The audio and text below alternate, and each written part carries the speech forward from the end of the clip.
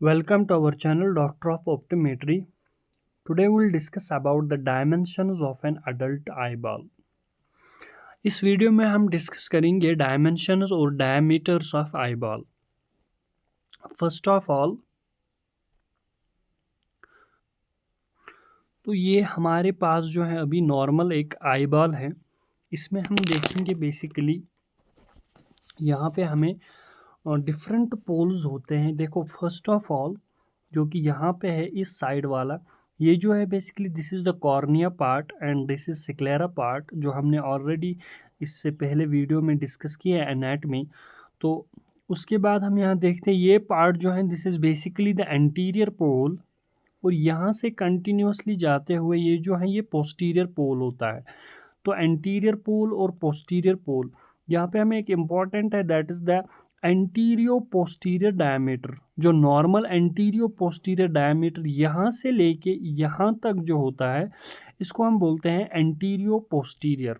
तो इसका डायमीटर जो है वो भी हम आगे देखेंगे कितना होता है, और इस डायमीटर में अगर चेंज होती है तो उस वजह से रिफ्रैक्टिव एरर होता है, और ये कॉमन कॉज होता है रिफ्रैक्टिव एरर।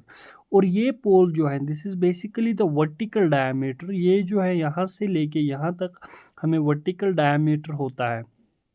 और उसके बाद यहाँ पे जो इन्होंने यहाँ पे दिखाया डायग्रामेटिकली, इसको हम बोलते हैं transverse diameter of the eye ball, और इस वाले साइड को हम बोलते हैं जियोमेट्रिक इक्वेटर, और इस साइड को हम बोलते हैं this part is called as the meridian. तो ये बेसिक है। इसमें हमने देखा एक डायमीटर जो हमें देखना है that is antero posterior diameter of eyeball कितना होता है। दूसरा हमें देखना है इसमें वर्टिकल डायमीटर जो है वो कितना होता है, and third one is also that is horizontal diameter जो है वो भी हमें देखना है वो कितना होता है।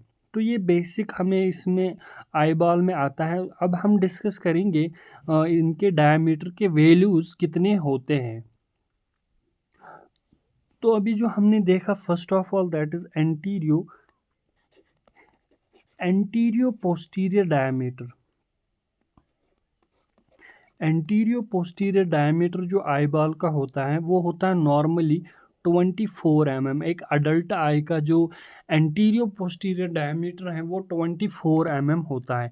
इसमें क्या होता है, अगर इस डायमीटर में इंक्रीज होता है यानी कि एंटीरियो पोस्टीरियर एक्सियल लेंथ जो है वो अगर इंक्रीज होती है तो उस वजह से पेशेंट को मायोपिया होता है। और अगर यही एक्सियल लेंथ जो है एंटीरियो पोस्टीरियर एक्सियल लेंथ डिक्रीज होती है तो उस वजह से हाइपरमेट्रोपिया होता है। सो नॉर्मल अगर हम देखेंगे normal एंटीरियो posterior diameter it is 24 mm। और दूसरा हमें होता है यहाँ पे that is horizontal diameter. So horizontal diameter जो है वो बेसिकली होता है यहाँ पे 23.5 mm एक अडल्ट नॉर्मल आई का। और वर्टिकल डायमीटर जो होता है वर्टिकल डायमीटर होता है 23.00 mm। तो ये नॉर्मल डायमीटर्स होते हैं आई बॉल के। और उसके बाद यहाँ पे सरकमफ्रेंस जो होता है आई बॉल का वो होता है 75 mm। और वॉल्यूम जो होता है टोटल आई बॉल का वो होता है 6.5 ml। और वेट जो होता है आई बॉल का वो होता है 7 ग्राम। तो ये बेसिकली नॉर्मल वैल्यूज़ हैं जो हर एग्ज़ाम में पूछे जाते हैं कि एंटीरियो पोस्टीरियर डायमीटर जो है उनकी एक्सियल लेंथ कितनी है, और हॉरिजेंटल डायमीटर का वैल्यू कितना होता है, वर्टिकल डायमीटर का वैल्यू कितना होता है, या सरकमफ्रेंस जो है वो कितना होता है, या volume of eye ball and weight of eye ball. तो ये क्वेश्चंस जो है अक्सर पूछे जाते हैं हर एक एग्ज़ाम में। अब हम यहाँ पे बेसिक और कुछ इम्पॉर्टेंट चीज़ें देखेंगे। जैसे कि हमें पता है आई बॉल में एक इम्पॉर्टेंट चीज़ होता है that is AC. AC is basically the anterior chamber. Anterior chamber जो है वो कितना डीप है, normally from posterior part of cornea से अगर हम देखेंगे तो यहाँ से यहाँ तक एंटीरियर चैम्बर जो है वो बेसिकली 2.5 mm डीप होता है। ये नॉर्मल है एंटीरियर चेंबर की डेप्थ।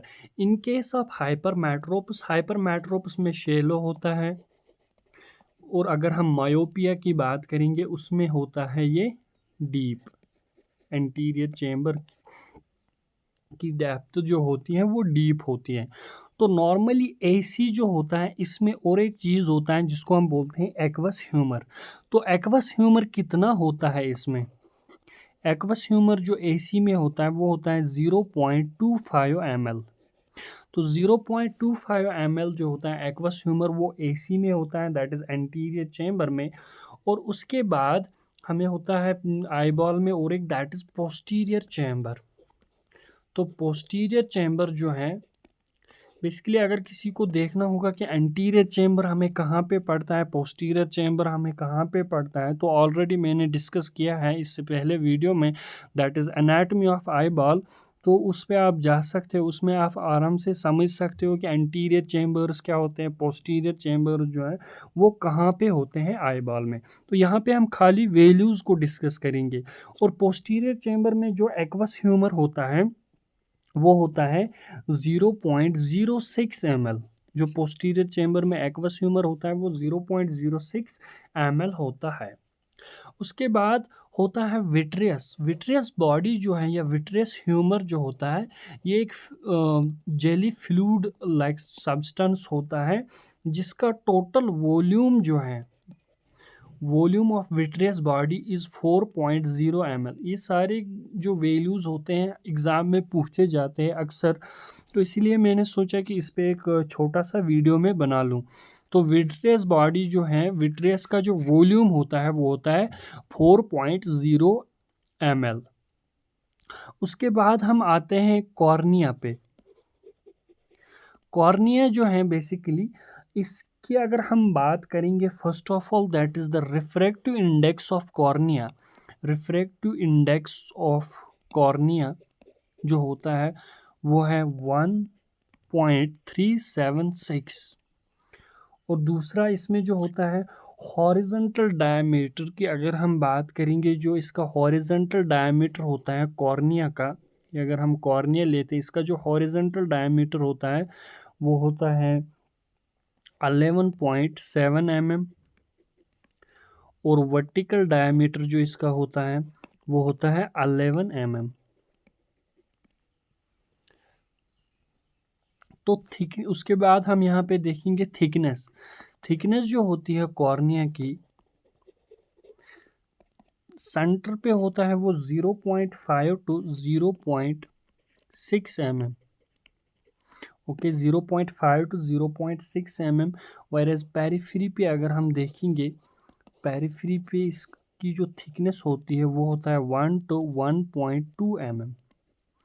सो ये अगर हम कॉर्निया लेंगे, यहाँ पे जो इसका पेरिफेरी पार्ट होता है, तो पेरिफेरी पार्ट में जो थिकनेस होती है वो 1 mm से लेके 1.2 mm होता है। और जो इनका यहाँ पे सेंटर पार्ट होता है, ये सेंटर पार्ट, इसमें 0.5 से 0.6 mm की थिकनेस होती है। ओके, उसके बाद हमें होता है इसमें रिफ्रैक्टिव पावर। जो रिफ्रैक्टिव पावर होता है कॉर्निया का, रिफ्रैक्टिव पावर ऑफ कॉर्निया वो होता है, नॉर्मली हम लेते हैं +343 डायोप्टर। +43 डायोप्टर होता है। तो एंटीरियर सरफेस की अगर हम बात करेंगे, एंटीरियर सरफेस ऑफ कॉर्निया जो होता है उसका जो टोटल डायोप्ट्रिक पावर होता है वो होता है +48 टू 50 डायोप्टर, +50 डायोप्टर। ओके, तो पोस्टीरियर सरफेस ऑफ कॉर्निया की अगर हम बात करेंगे उसका जो डायोप्ट्रिक पावर होता है वो -5 होता है, -5 डायोप्टर। ऑन एवरेज अगर हम देखेंगे, जो एंटीरियर होता है वो +48 डायोप्टर होता है और पोस्टीरियर होता है -5 डायोप्टर। सो जो टोटल कॉर्निया का डायोप्ट्रिक पावर होता है इट इज़ +43 डायोप्ट्रिक पावर। तो ये नॉर्मल होता है। उसके बाद हम देखेंगे यहाँ पे लेंस के बारे में कुछ। लेंस जो होता है उसका जो डायमीटर होता है, लेंस का जो डायमीटर होता है वो होता है 9 to 10 mm। Okay, so the diameter of lens is 9 to 10 mm। And जो थिकनेस होती है, जो लेंस की यहाँ पे थिकनेस होती है वो बेसिकली वेरी होती है विद एज। अगर हम देखेंगे 3.5 mm जो होता है थिकनेस वो एट बर्थ होती है, एट बर्थ। और उसके बाद अप टू 5 mm तक जाता है ये एक्सट्रीम एज। जो बाकी रिमेनिंग एज होती है उसमें वो 5 mm तक रहता है। So this is the total thickness of the lens, that is 3.5 mm at birth होती है एंड रेस्ट तो जो बाकी रिमेनिंग एज होती है उसमें 5 mm तक रहता है। और वेट जो होता है लेंस का, वेट वेट की अगर हम यहाँ पे बात करेंगे वो भी वेरी होती है विद एज। 135 mg जो होता है वो 0 to 9 years तक रहता है। और 255 जो होता है वो बाकी 40 to 80 years एज तक रहता है, रिमेनिंग एज। ओके, तो उसके बाद हम यहाँ पे सरफेस की बात करेंगे। जो एंटीरियर सरफेस होता है, एंटीरियर सरफेस ऑफ लेंस जो होता है वो लेस कन्वेक्स होता है। It is less convex as compare to the posterior surface. It is radius of curvature, जो एंटीरियर का रेडियस ऑफ कर्वेचर होता है वो 10 mm होता है। और पोस्टीरियर का जो रेडियस ऑफ पोस्टीरियर सरफेस का जो रेडियस ऑफ कर्वेचर होता है वो होता है 6 mm। So anterior surface of lens जो होता है it is less convex as compare to the posterior surface of lens. और रिफ्रैक्टिव इंडेक्स जो होता है लेंस का, रिफ्रैक्टिव इंडेक्स इज 1.39। सो ये कुछ बेसिक इन्फॉर्मेशन है, होप कि आपको पसंद आया होगा। ये वैल्यूज़ जितने भी मैंने बोले हर एक एग्ज़ाम में अक्सर पूछे जाते हैं। Thank you, like share and subscribe.